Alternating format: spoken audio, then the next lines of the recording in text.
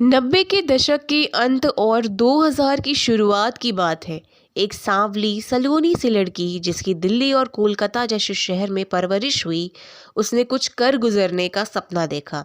किसी की सलाह पर मॉडलिंग से शुरुआत की और नाम कमाने के लिए मुंबई में कदम रखा। वो एक ऐसा दौर था जब फिल्मों में बहुत कम हीरोइनें ही बोल्ड दिखने की हिम्मत जुटा पाती थीं, लेकिन जब बिपाशा आई तो कहर ढा दिया। हर तरफ उनकी चर्चा होने लगी। उनकी बिंदास वाली फोटोज के पोस्टर छपने लगे, लेकिन ये दिखने और पढ़ने में जितना आसान दिखता है उतना है नहीं। बिपाशा ने भी खूब स्ट्रगल किया है। उन्हें एक टैग दिया जाने लगा, उनके रंग का मजाक उड़ाया जाने लगा, लेकिन उन्होंने कभी भी हार नहीं मानी। उन्होंने कभी जमाने की परवाह नहीं की और अपनी शर्तों पर जिंदगी जी। आज वो उस मुकाम पर है जिसके लिए उन्होंने कभी कड़ी मेहनत की थी। 7 जनवरी को उनका 45वां बर्थडे सेलिब्रेट कर रहे हैं। इस खास मौके पर आइए जानते हैं शुरुआत से लेकर अब तक के उनके सफ़र के बारे में। नमस्कार दोस्तों, हमारे चैनल में आप सभी का स्वागत है। मैं हूं अनुष्का और आज के इस वीडियो में आपके साथ बिपाशा बासु की जीवनी शेयर करने वाली हूं। तो आज के इस वीडियो को आप सभी लास्ट तक देखें। वीडियो पसंद आती हो तो लाइक शेयर सब्सक्राइब अवश्य करें। तो दोस्तों, बिपाशा बासु का जन्म 7 जनवरी 1979 को दिल्ली में एक बंगाली फैमिली में हुआ था। उनके पिता हीरक बसु सिविल इंजीनियर हैं और उनकी मां ममता एक हाउसवाइफ हैं। उनकी बड़ी बहन विदिशा और छोटी बहन विजयिता है। बिपाशा ने एक बार अपने नाम के बारे में बात करते हुए बताया था, इसका अर्थ है डार्क डीप डिज़ायर, अंधेरी गहरी इच्छा। ये एक नदी के नाम पर है। बिपाशा बासु ने 8 साल की उम्र तक दिल्ली में ही पढ़ाई करी थी। इसके बाद उनकी फैमिली कोलकाता शिफ्ट हो जाती है, जहां स्कूल में उन्हें बच्चे लेडी गुंडा कहकर पुकारते हैं। वो क्लास की हेड गर्ल रहती थी और छोटी बाल दमदार पर्सनालिटी से लाइमलाइट में रहती थी। साल 1996 की बात है। कोलकाता के एक होटल में बिपाशा बासु को मॉडल मेहर जेसिया रामपाल ने देखा था। उन्होंने उसी समय बिपाशा को मॉडलिंग करने का सुझाव दिया। उस साल बिपाशा ने सुपर मॉडल कंपटीशन में हिस्सा लिया और जीत भी हासिल की।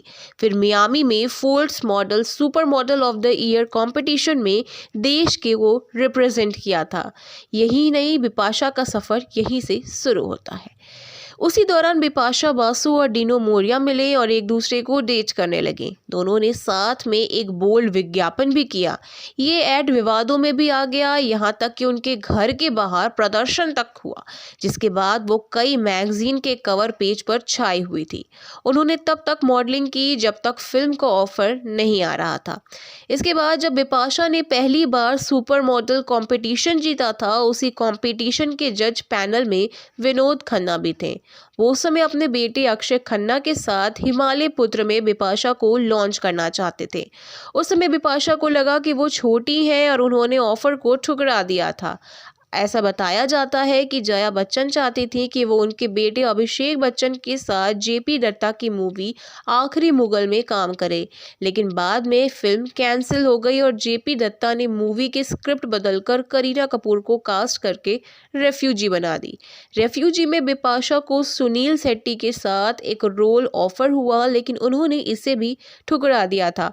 फाइनली साल 2001 में बिपाशा बासु ने बॉलीवुड में कदम रखा।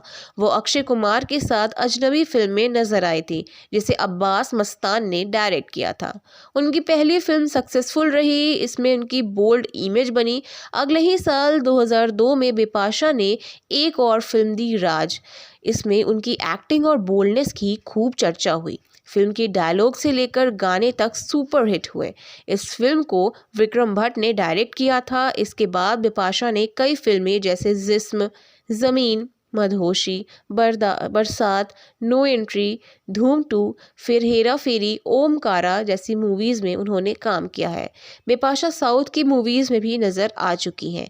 साल 2015 में करण सिंह ग्रोवर के साथ अलोन मूवी में बिपाशा ने काम किया था। इसके बाद दोनों ने वेब सीरीज़ डेंजरस में भी एक साथ काम किया, जो साल 2020 में स्ट्रीम हुई थी। बिपाशा के बारे में अगर बात करें तो पर्सनल लाइफ में 1996 से 2002 तक बिपाशा बासु पिकासो ने डीनू मोरिया को डेट किया, लेकिन इनका रिश्ता टूट गया। साल 2002 में बिपाशा की जॉन अब्राहम से नज़दीकियां बढ़ती हैं। दोनों साल 2011 तक एक दूसरे के साथ थे। ऐसा